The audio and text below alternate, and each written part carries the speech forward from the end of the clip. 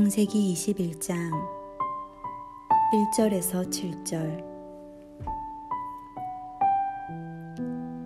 여호와께서 말씀하신 대로 사라를 돌보셨고 여호와께서 말씀하신 대로 사라에게 행하셨으므로 사라가 임신하고 하나님이 말씀하신 시기가 되어 노년의 아브라함에게 아들을 낳으니 아브라함이 그에게 태어난 아들 곧 사라가 자기에게 낳은 아들을 이름하여 이삭이라 하였고 그 아들 이삭이 난 지 8일 만에 그가 하나님이 명령하신 대로 할례를 행하였더라.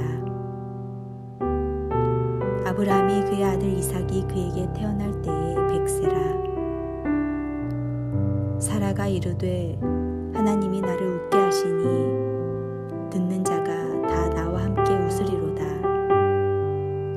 또 이르되 사라가 자식들을 젖먹이겠다고 누가 아브라함에게 말하였으리오마는 아브라함의 노경에 내가 아들을 낳았도다 하니라.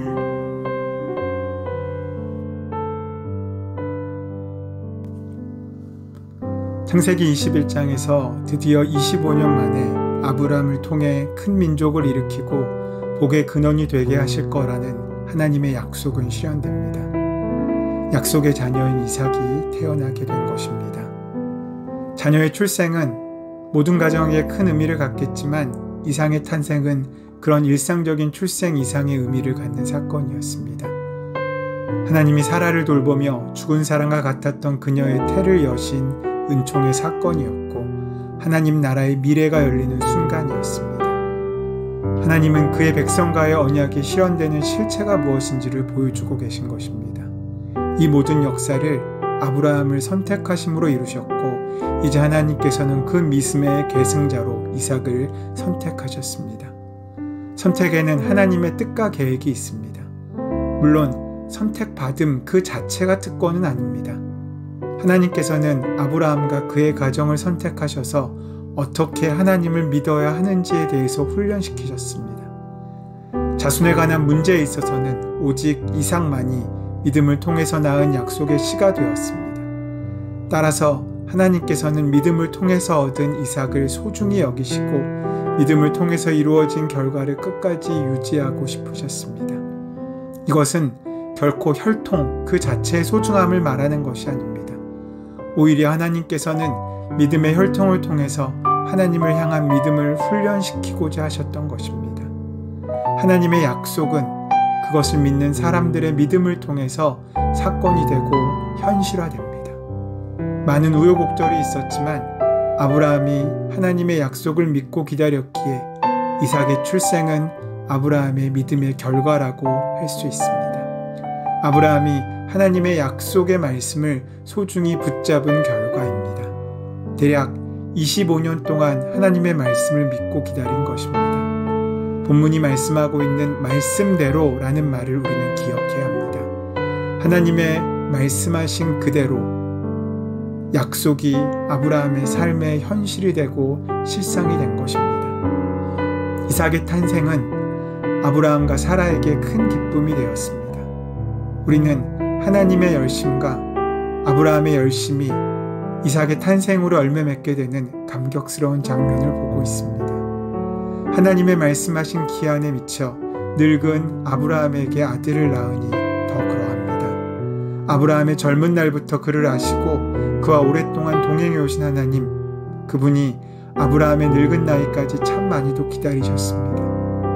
물론 아브라함도 그 오랜 세월의 기다림 끝에서 이삭이라는 열매를 얻게 되었습니다. 아브라함이 아들을 낳자 이미 하나님께서 지어주신 대로 그 이름을 이삭이라고 불렀습니다.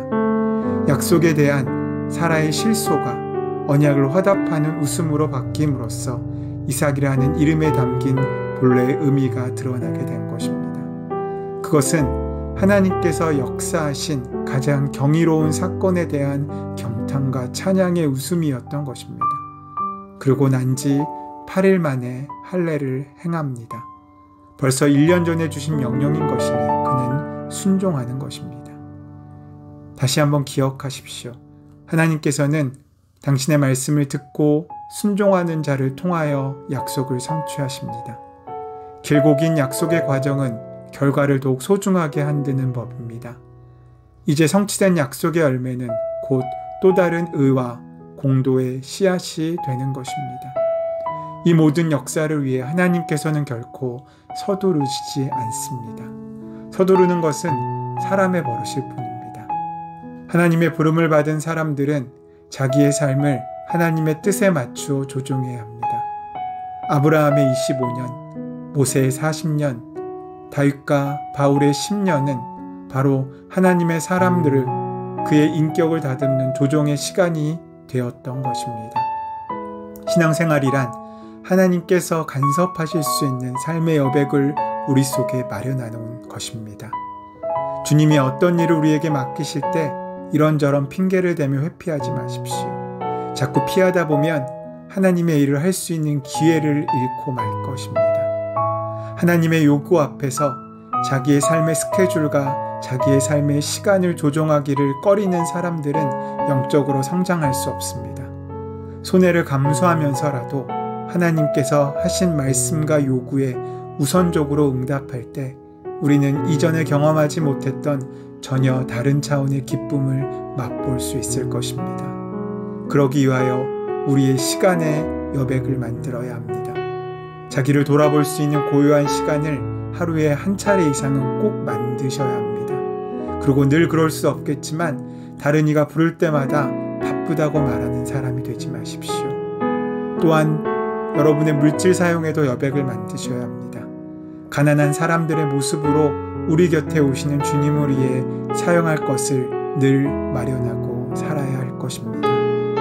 또한 우리의 생각에도 여백을 만들어야 할 것입니다.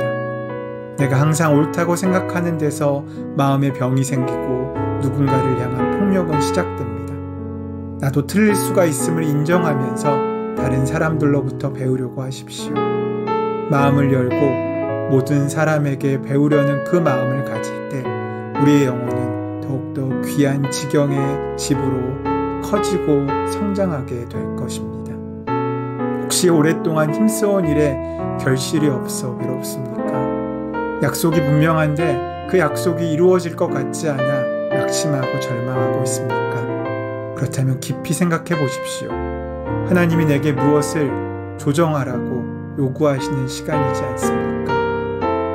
지휘자의 지휘에 맞춰 자신의 소리를 조율하듯이 아름다운 인생을 살려면 하나님의 뜻에 맞추어 우리의 삶을 조율해야 합니다. 그래야 하나님의 요구에 어울리는 삶을 살 수 있습니다.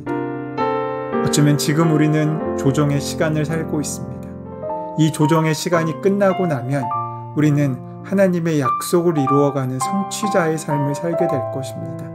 그것은 참으로 멋진 일입니다. 조정의 시간이 끝나자 아브라함은 이삭을 품에 안게 되었고 그에게 주신 약속은 그저 음성이나 말씀이 아닌 품에 안기는 생명과 현실로 만나지게 되었습니다.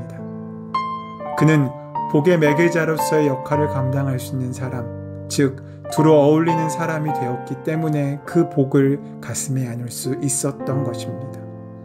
사랑하는 여러분, 우리 모두 하나님의 질서 안에서 그렇게 하나님의 열매를 맺는 귀한 삶을 살아가는 하루가 되기를 소원합니다.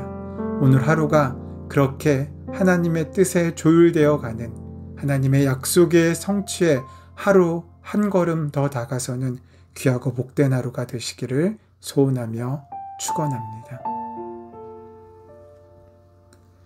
약속을 성취해 가신 하나님, 저희는 눈을 열어 하나님께서 이루어 가시는 섭리와 약속을 보기 원합니다.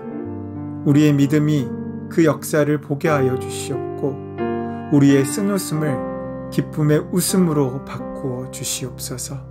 그 모든 것을 온전히 이루실 줄 믿사오며 감사하며 예수님의 이름으로 기도드립니다. 아멘.